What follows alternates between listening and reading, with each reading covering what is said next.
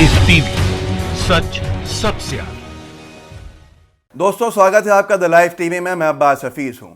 आपको जान के हैरत होगी कि स्मृति ईरानी जमकर आज ट्रोल हो रही हैं ट्विटर के ऊपर, क्योंकि उनका एक झूठ का पर्दाफाश हुआ है। उनका एक बहुत बड़ा झूठ पकड़ा गया है। स्मृति ईरानी वो उन नेताओं में से हैं जो जम के झूठ बोलती हैं, बार बार झूठ का सहारा लेना पड़ता है। असल में क्या हो गया है, भारतीय जनता पार्टी के नेताओं की हालत यही हो गई है। बताने के लिए कोई काम नहीं है, काम कुछ किया नहीं है, धरातल पर जनता को राहत नहीं पहुंचाई है, तो मजबूरी में झूठ का सहारा लेना पड़ता है। स्मृति ईरानी जी ने कहा कि अभी एक चैनल से चर्चा में कि उनकी सरकार ने, मोदी सरकार ने 80 करोड़ परिवारों तक राशन पहुंचाने का काम किया है इस लॉकडाउन के दौरान। 80 करोड़ परिवारों के हिसाब से जनता ने सवाल किया कि अगर 80 करोड़ परिवारों तक आपने राशन पहुंचाया है तो इस हिसाब से हर परिवार के अंदर 2 से 3 लोग ज्यादा होते हैं, और अगर 3 लोगों को एवरेज पे माने एक परिवार में, तो 80 करोड़ परिवार के हिसाब से आपकी सरकार ने क्या 240 करोड़ लोगों तक राशन पहुंचाने का काम किया है? ये तो भारत की आबादी है नहीं। क्या आप पूरी दुनिया की बात कर रही हैं? क्या आप पूरे एशिया की बात कर रही हैं? क्या मोदी सरकार बाहर के लोगों को भी राशन पहुंचा रही है?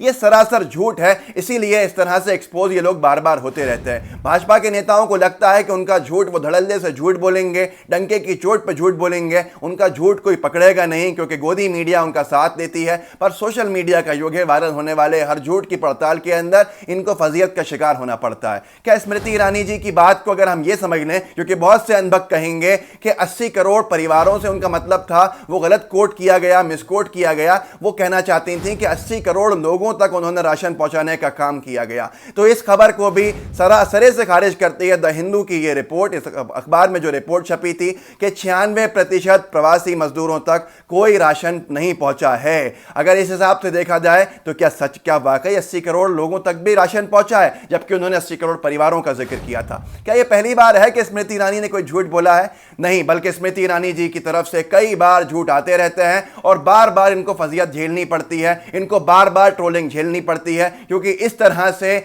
लोग बार बार इनको पकड़ते हैं, जिस तरह से ये मोदी सरकार को बचाने के लिए झूठ का इस्तेमाल करती हैं। इन्होंने क्या झूठ बोले हैं आपको ये समझना होगा, और किस तरह से इनकी फजीयत हुई। सबसे पहले तो इनकी डिग्री पर सवाल खड़े हुए हैं। इन्होंने अपनी डिग्री को लेकर बहुत सारी बार झूठ बोला और बार बार वो पब्लिक ने पकड़ा, और इन्होंने आज तक उस पर माफी नहीं मांगी। माफी नहीं, बल्कि इन्होंने तो एफिडेविट में झूठ बोला था। इनके ऊपर तो कार्रवाई होनी थी, आज तक क्यों नहीं हुई? हम आपको इनके झूठ का जो डिग्री के सिलसिले में है उस झूठ के ऊपर थोड़ा सा बताना चाहेंगे। आप खुद बताइएगा कि इस पे कार्रवाई होनी चाहिए, माफी मांगनी चाहिए कम से कम। स्मृति ईरानी जी ने 2004 में जो एफिडेविट दिया, चांदनी चौक से इलेक्शन लड़ रही थी, इलेक्शन कमीशन को, उसमें इन्होंने लिखा कि ये बीए है, इनके पास बीए की डिग्री है। 1996 में दिल्ली यूनिवर्सिटी से स्कूल ऑफ करेस्पॉन्डेंस से इन्होंने ये कंप्लीट किया है। वहीं 2011 में जो इन्होंने एफिडेविट दिया राज्यसभा के चयन के लिए, चुनाव के लिए, गुजरात से जब इनका चयन होना था, इन्होंने उसके अंदर लिखा, पहले लिखा था बीए, इस बार लिखा बीकॉम इन्होंने कंप्लीट किया है पार्ट 1 1994 में,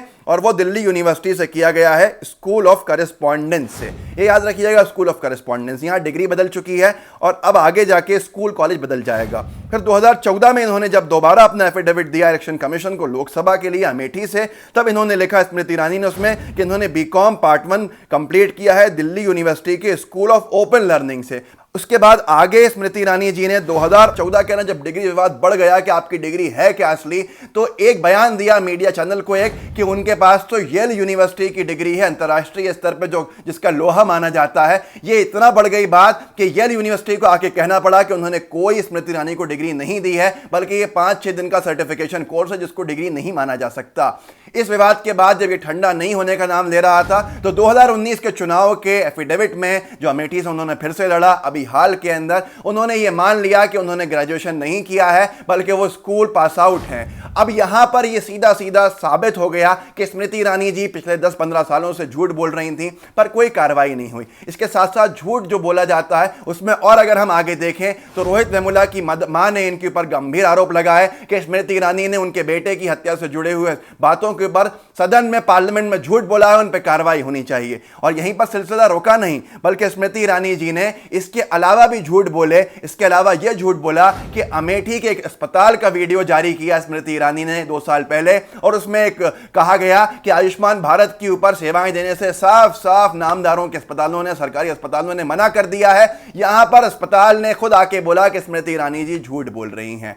वहीं पर एक और वाकया सामने आया। स्मृति ईरानी जी ने राहुल गांधी के ऊपर आरोप लगाया कि राहुल गांधी बूथ कैप्चर करा रहे हैं अमेठी में। इलेक्शन कमीशन ने आके कहा कि स्मृति ईरानी झूठ बोल रही हैं, कोई बूथ कैप्चरिंग यहां नहीं हुई है।